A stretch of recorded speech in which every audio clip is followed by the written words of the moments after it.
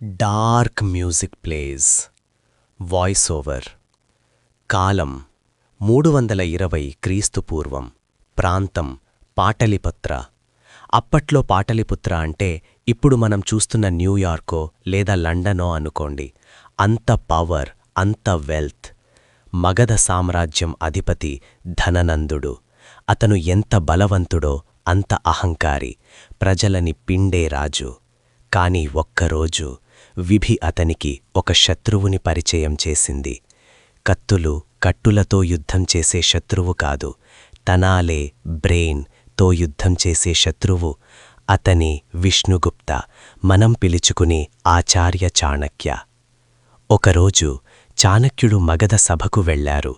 ఆయన రూపురేఖలు చూసి ధననందుడు వికాటహాసం చేశాడు.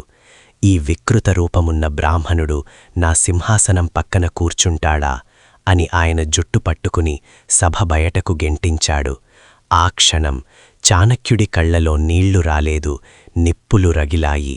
ఆయన తన శిఖని విప్పేసి, ధననందా, నిన్ను నీ వంశాన్ని సమూలంగా నాశనం చేసి ఈ మగధ సింహాసనం మీద ఒక సమర్థుడిని కూర్చోపెట్టే వరకు ఈ శిఖని ముడివేయను అని భీకరమైన శపథం చేశారు.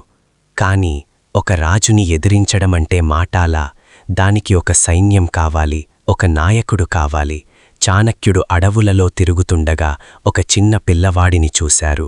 ఆయన కళ్లలో రాజసం, తెగువ చూసి చాణక్యుడు గుర్తించాడు, ఇతనే నా అస్త్రం అని. అతనే చంద్రగుప్తుడు. మిట్ట మధ్యాహ్నం సూర్యుడిలాంటి ఈ చరిత్ర ఇంకా తెలుసుకునే ముందు మనం కూడా ఒక చిన్న శపథం చేద్దాం. ఈ ఛానల్ని సబ్స్క్రైబ్ చేసి మన తెలుగువారికి చరిత్రని ఇంకా దగ్గర చేద్దాం. Please hit that subscribe button now. చాణక్యుడు మరియు చంద్రగుప్తుడు మొదట చేసిన తప్పు ఏమిటో తెలుసా? డైరెక్ట్గా పాటలిపుత్ర మీద దాడి చేశారు, ఓడిపోయారు. అప్పుడు చాణక్యుడు ఒక ముసలి అవ్వ, ఓల్డ్ వుమన్ నుంచి ఒక పాఠం నేర్చుకున్నారు.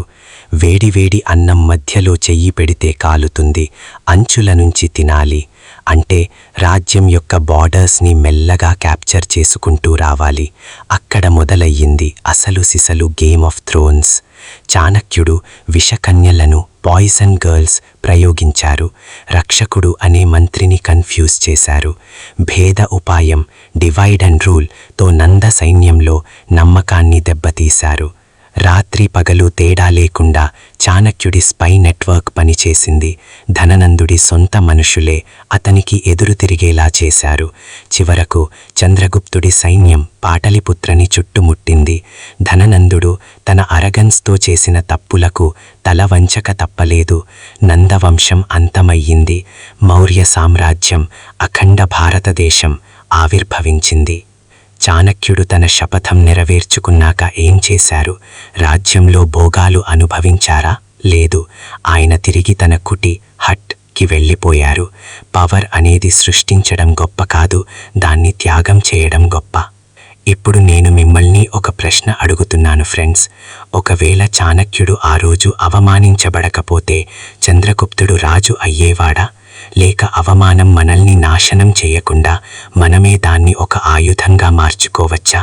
Think about it. మీ ఒపీనియన్స్ని కామెంట్స్లో పెట్టండి.